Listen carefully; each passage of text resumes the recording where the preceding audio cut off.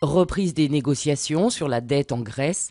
Les créanciers privés sont attendus à Athènes. Objectif, trouver un accord sur l'effacement de 100 milliards d'euros de dette.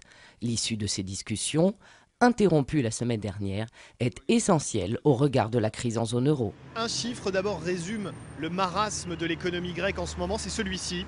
600 chômeurs de plus quotidiennement dans le privé. Regardez cette courbe ascendante, celle du chômage. On est autour maintenant des 20% de chômeurs dans le pays. Grève de l'année en Grèce. Des milliers de personnes sont descendues dans les rues ce mardi pour dénoncer les mesures d'austérité décidées par le gouvernement. Cette mobilisation intervient le jour de l'arrivée d'une équipe de la Troïka, à savoir le FMI, l'Union européenne et la Banque centrale européenne. Ces experts viennent évaluer l'avancement des réformes menées par la Grèce. En marge du cortège officiel, un policier a été grièvement blessé. Il a été pris à partie par un groupe de jeunes et passé à tabac avant d'être secouru et transporté à l'hôpital. Dans ce service anti-cancer, terminer les factures généreuses payées à l'industrie pharmaceutique. Ça, c'est un traitement pour la chimiothérapie.